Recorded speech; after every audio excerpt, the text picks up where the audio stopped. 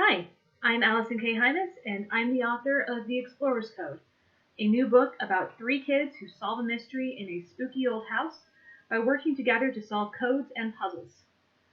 Let's learn about codes and ciphers and have some fun.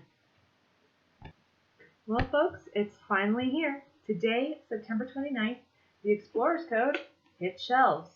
This book is about 3 kids who, while spending a weekend at an old house in the mountains of Virginia, come to realize that there is a secret hidden in its walls.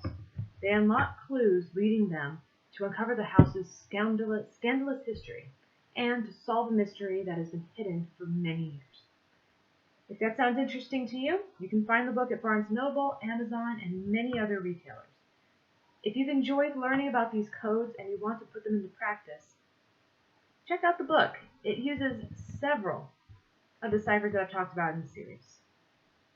So, if you've learned those codes and ciphers, you know how to use them, you know how to break them, then the clues in the book are there for you, the reader, to solve.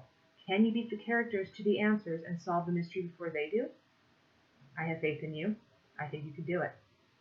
And if that kind of thing sounds appealing to you, today, how do you feel about matching wits with the greatest fictional detective of all time?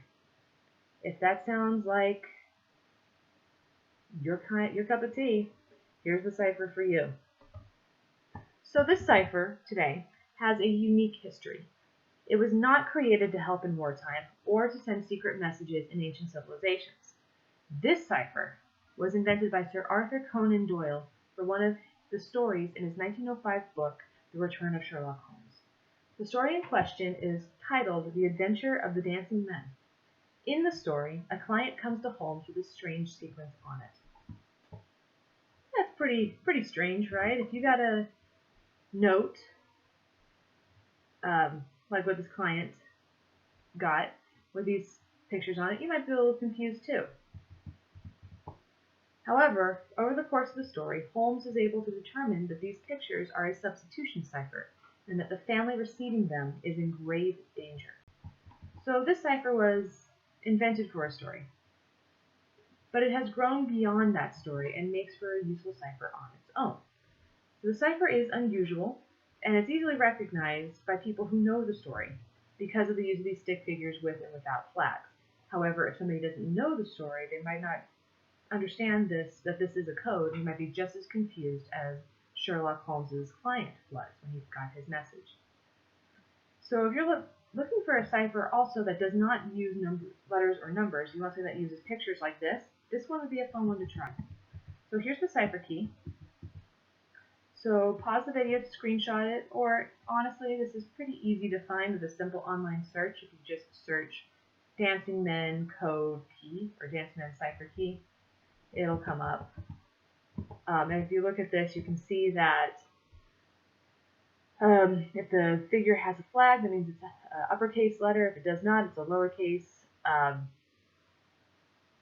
Once you understand this, it's a fairly easy code. So it's a straight substitution cipher, so anybody with the key can easily solve the code. It is a fun one to use, so give it a try. Alright, so this is my last video about ciphers, at least ones that I'm making for a little while. It has been great researching and presenting these different ciphers for you to use and enjoy, and I hope that you've been having as much fun as I have been in learning about these codes, learning how to use them, and practicing with them a little bit. So I'll see you later. And in the meantime, check out the Explorer's Code.